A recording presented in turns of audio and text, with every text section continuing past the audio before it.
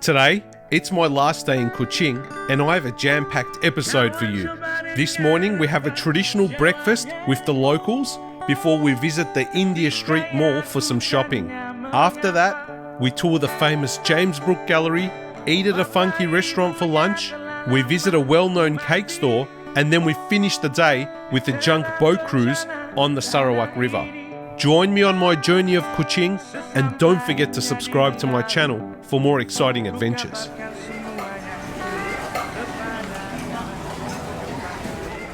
Good morning from Kuching. I'm starting my day with teh tarik. Hot.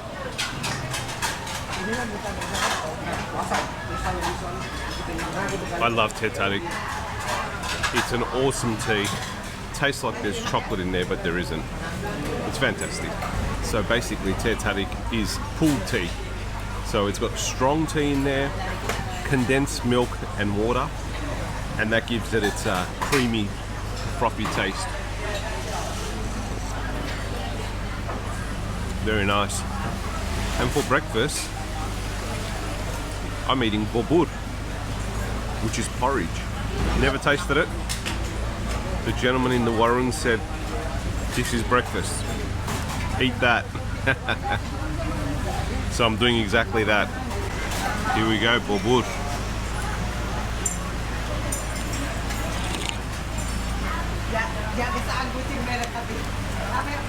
Nice.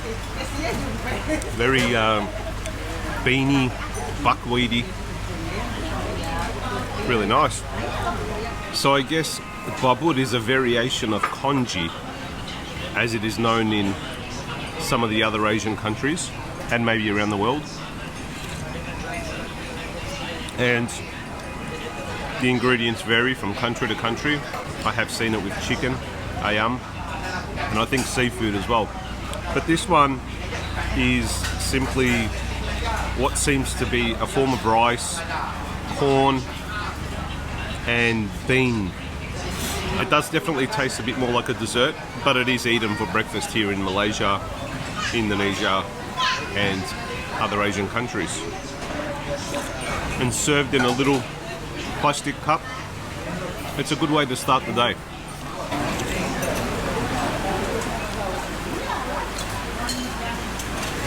All finished here. That was an awesome start to the day with the breakfast. Now let's move around and see what else we can eat. Look, it was very light, so I like this. It gives me the opportunity to have a breakfast 2.0. My quest for breakfast 2.0 continues, but not before a quick stop at the India Street Mall. This mall was set up in the 1840s and it has a long history for trade in the area. Such things that are traded include food and beverages, textiles, precious metals, spices and more. It also has a mosque and beautiful street art in the surrounding area. I've looked around enough to build up my hunger and I've decided on eating the special Sarawak Laksa one last time at my favourite food court. I will definitely miss this Laksa and I hope I get the chance to eat it again, especially once I'm in Melbourne.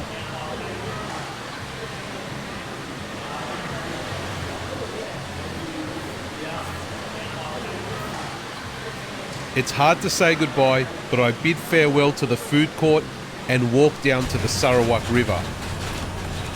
At the jetty, I pay 1 ringgit for the junk boat transport to take me across the river so I can explore what's on the other side. Salamat datang from Kuching in Borneo. This morning, I've crossed over the Sarawak River onto the dark side, night. This is where all the fun happens. Hotels, restaurants, bars, clubs, eateries. It's all on that side. On this side where I am now is where people live. So I've seen a few points of interest on the map, and I've come over here to explore and see what we can find today. This should be interesting.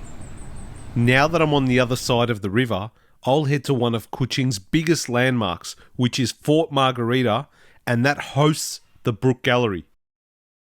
The Brooke Gallery tells the story of Sarawak and its white Rajas, in particular James Brooke, which arrived on the island in 1839.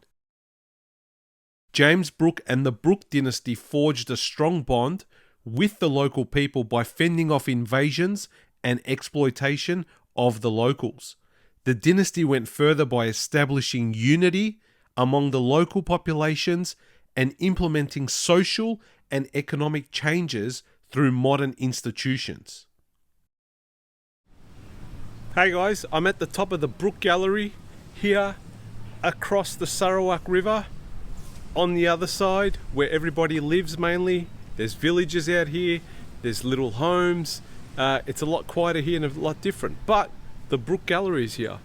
And I've been going through the gallery and learning about the Brooke dynasty, the White Maharajas as they were known in Borneo, who ruled this place for about 100 years in Kuching and Sarawak. A lot of great information here, a lot of great photos, artifacts from the old days, family histories, how the whole governance worked. It's great. Understanding of the flag and the representation of the different cultures and how the different colors play a different role. It's fantastic.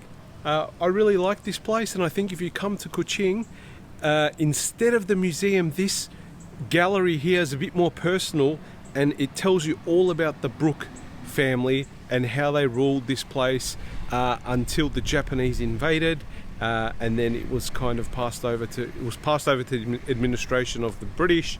Then the Japanese invaded and so forth, and then eventually Malaysia got its independence. Great place. I'm not going to go into the details because it's very, very lengthy, but I will put some things around at the bottom as I showcase some of the images from the gallery. But behind me, we've also got a beautiful view as well, and make sure you climb up to the top of the gallery, and it gives you a 360-degree panorama.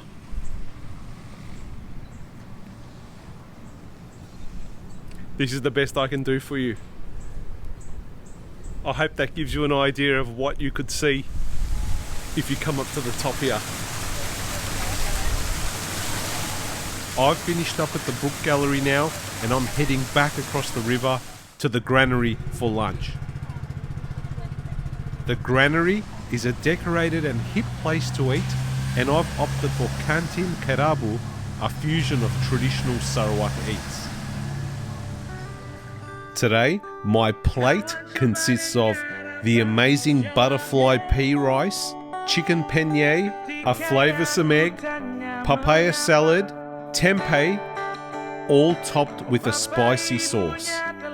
The combination of the flavoursome food, the beautiful venue and the reasonable price has made this a great choice for lunch today. What a great place. As the menu says, it's very addictive. Although I'm full, my old saying goes that you truly don't understand a culture of people until you understand their food. So I decide to visit one of Sarawak's popular layer cake venues, also known as Kek Lapis. These cakes are generally baked for all of the religious and cultural celebrations. I've eaten the cake before, but I've been told to visit this store to see the amazing designs and variations of the cake on display.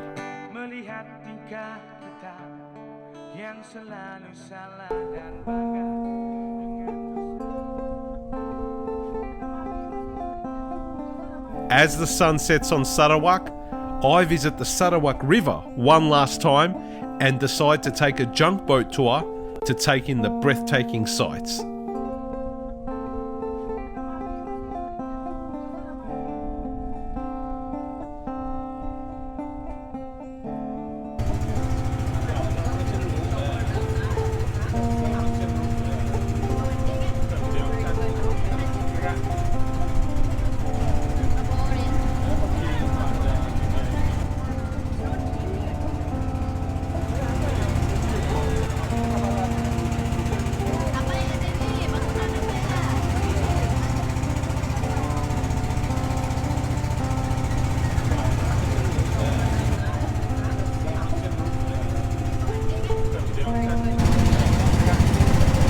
riding a junk boat here in Kuching.